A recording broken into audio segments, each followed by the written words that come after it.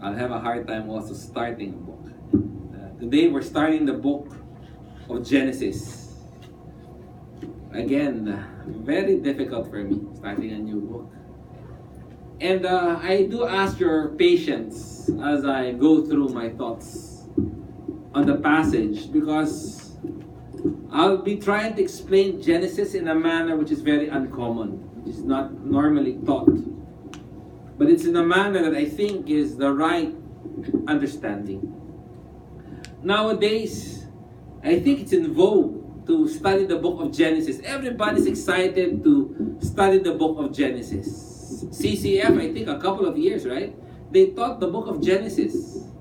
And it's not the first time, I'm sure, for any one of us to go to this book, either in one chapter or as a whole book. But today, I would like to look at it in a different light. And I propose it is in this light that we should understand the book of Genesis. You know, nowadays, there's always a battle in the book of Genesis. It's very contentious. Why? On the one hand, people would say that no, the earth is 2,000 years, 20 billion years. But according to creationists, it's only about 5,000 or 8,000. And there is always a battle here in Genesis chapter 1. The creation story, the ontology story, the existence of things. And when we look at the book of Genesis, and like any other books, we have to understand what is God saying. And the problem kasi when we try to study the Bible, we always say we like to personalize things. This is my Bible. This is how I understand it. Therefore, this is the meaning of the Bible. Now, this is a very important thesis that I'm about to say. The book of Genesis chapter 1, or the book of Genesis, or the Pentateuch, was not written to you. It is not written to you, but it is written for us. You get the difference? The book of Genesis was not written for us, but it is written to us. What do I mean? The book of Genesis was written to Israel. They were not written to Filipinos who lives today. They were written to Israelites who was living 5,000 years ago. And there lies the challenge in understanding the book of Genesis. Because it is not written to us. Now, if a book is not written to us, there are two challenges that we face. First is the challenge of interpretation. How to interpret the words. You know, Hebrew is a very old language. And the scholars would admit not all the words in Hebrew is translated. And in some cases, they say, you know, some of the scholars na say they want to leave some of the parts of the Bible blank. But the problem is people will get mad. So they do their best in trying to interpret a word. But sometimes you cannot get the meaning of that word right. And that also is true for us. Di ba sa Filipino? Let's do a drill. What is the interpretation of the word bamumot? Bad dream, di ba? But really, it's more than a bad dream. It means going to bed, to fall asleep, with a full tummy, having a nightmare that ends in death. Di ba ganun ang bangungot? Namatay siya sa bangungot. It has, yes, we might say it's a bad dream, but it's more than that. It's harder to interpret that. Or nanggigigil ako sa'yo. I'm shivering in... Right? Nanggigigil ako sa'yo. Or in the Filipino, yes, Filipinos, we have medical terms which is not in the book of medicine. Paulo, you can attest to that. Right? There's no such thing as may pasma ang kamay ko. You know pasma? You don't know that? I mean, older people probably know that. You know that, right? If you're old, you kind of know. You know that, right? Pasmado kamay ko. Yung medyo basa-basa ang hands, shake. and we don't have that translation. Or if you're pregnant, naglilihi. I don't think Americans naglilihi ang mga Amerikano. I think only Filipinos, they have that excuse. Naglilihi yung asawa ko. Or another word, sigurista. A person who wants to always be sure. Or sa mga guys, how do you translate this? Nakakalalaki ka. Right? You're getting a man out of me. I don't know how to translate that. Nakakalalaki ka dyan, ha? And that is the problem.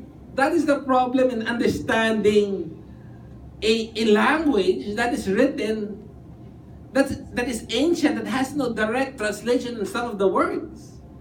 And we're faced with that in the book of Genesis. Now, the point is this also. Even if you translate the words properly, there is a second challenge that we face. It's translating the culture.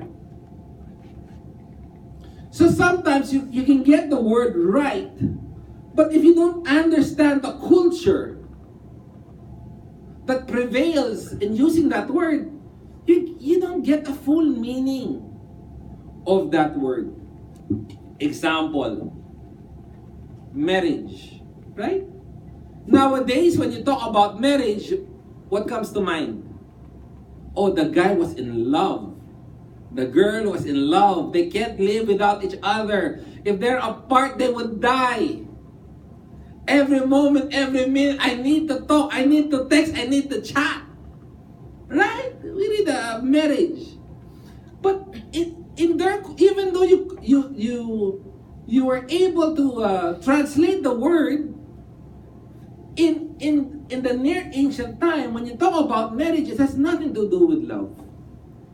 It's all about arranged marriages and the financial benefits that each family will get. So even you get the word right, if you don't get the culture right, you get the wrong appreciation of the word, of the meaning.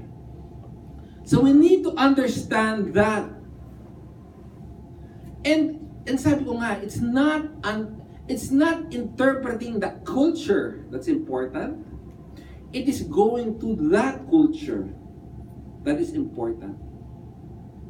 We have to realize that the Bible, Genesis, was written in a different language and in a different culture. A culture which is totally different to us.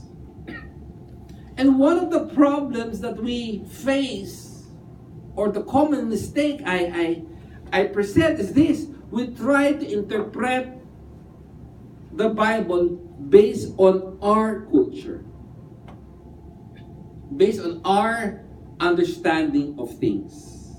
You know, even the New Testament, right? When you talk about the prodigal son, when the prodigal son asked for an inheritance, for us, okay, he asked for an inheritance. For the Jew who reads that, It's total taboo. He's wishing that the dad is dead. Right? I wish you're dead, therefore give me my inheritance. And when the father ran towards the son, again, to us, he just exerted effort. There was just a burst of energy. But in that culture, to run for a father is again another taboo.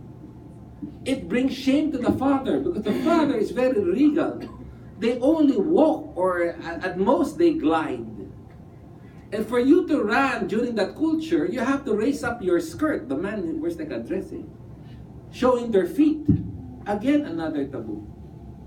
So again, even though the word ran was interpreted properly, if we don't understand the culture, we miss out on the implications of the verse. Sa Filipino, pag sinabi nga, let's say you're in Switzerland, you read a letter from your Filipino friend that says, here in the Philippines, going to church, I encountered the traffic.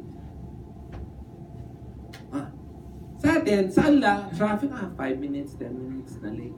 Sa atin, traffic at 2 hours jam.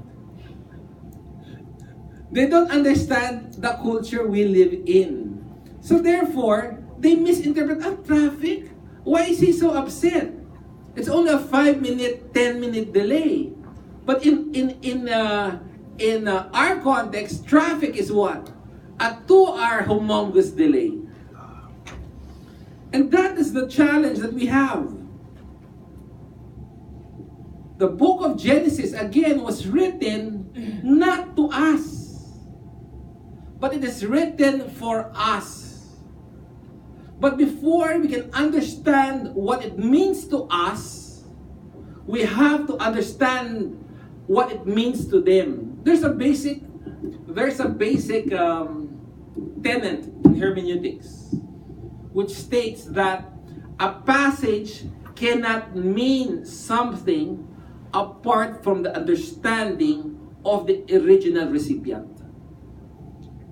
That's a basic hermeneutical principle. We have to know how the original recipient understood the passage, because it was written to them. So how was that understood? After that, how do we apply that to us? And that is what I will try to do in our study of the book of Genesis. Now, the first point, again, I ask for your understanding as I believe were certain principles. Because these are the principles that I will be working on and try to explain the book of Genesis.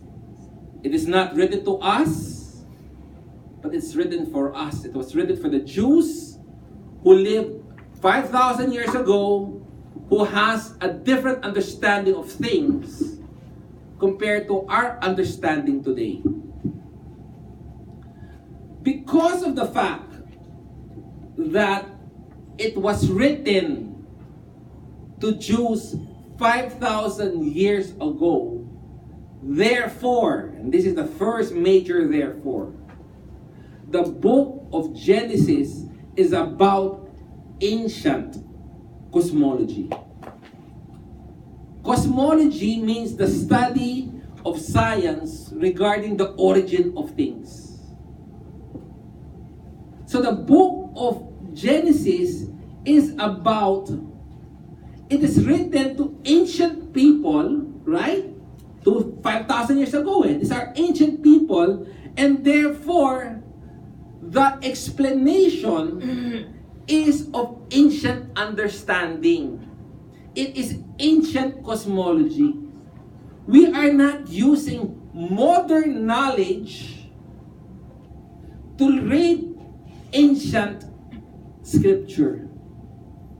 We are using ancient knowledge to interpret ancient culture. So in ancient cosmology, meaning the science of the origins of things, in ancient cosmology, the